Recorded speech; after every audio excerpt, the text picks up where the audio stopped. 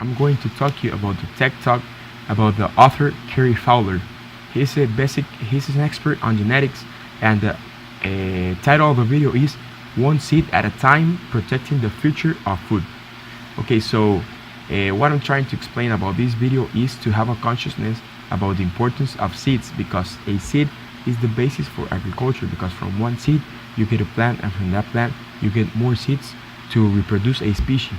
So it's very important to keep an idea about the problems that the world has, like climate change, water crisis, and all these things is affecting agriculture, because we have an increase in population but a decrease in production. So it's very important to keep these traits, because in past generations there were many and thousands of varieties of seeds, and those varieties have been extinct. So that's the importance of the project, to conserve seeds for the future. So the first point is diversity and variety. Seeds have many different traits and their varieties. From one species of a crop you can have thousands of varieties. For example, rice, there are more than 70,000 of varieties. From apples, there are more than 30,000. There are more than 40,000 varieties of beans. But the problem is that all those varieties have become extinct with time, and that's one of the problems, and is the basis of the project. Okay, another problem is climate change. Climate change has affected humans in many different ways, and with those problems, climate change have become affected. So the project is called Global Crop Diversity Trust. This is an organization from professionals that are in charge of conserving seeds for this project. I think that this is very important for seed production. Okay, another topic is food security. Food security is, as a definition, getting in charge of all the people to eat. And the problem of this related to climate change is that population has increased and production has decreased. So imagine, it's not a balanced situation, having more people and having less food. This creates a food crisis. Food crisis is present in many countries, like in Latin America, in Europe, in every continent.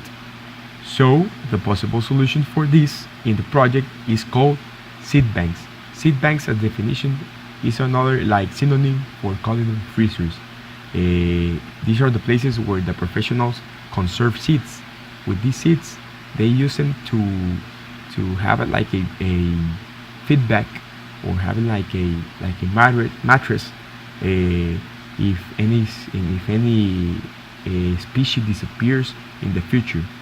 So this conserves biodiversity as a protection for seeds. And in these seed banks, they have all seed banks in other different spots of the world.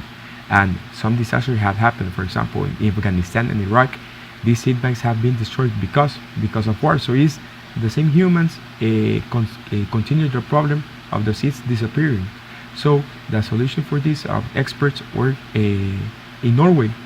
This place called Svalbard is a city, where they use a seed bank without any freezer, because of the temperature helps. So it's the Norwegian Genetic Research programs that they use the freezers to conserve seeds. In this place, they have more than 425,000 seeds, and they plan to have 1 million. So I think that's very important to conserve seeds, because this is what will save us and future generations in any crisis. And with this, I can say that agriculture, agronomer says that agriculture needs to adapt to climate change. It's very important for us, and this project is really important. That's why I become interested in talking about it. And the author is Cary Fowler, and is found at the TED Talks. This is very important. So thank you for your attention, and think about what seeds can do to humans in future generations and the present.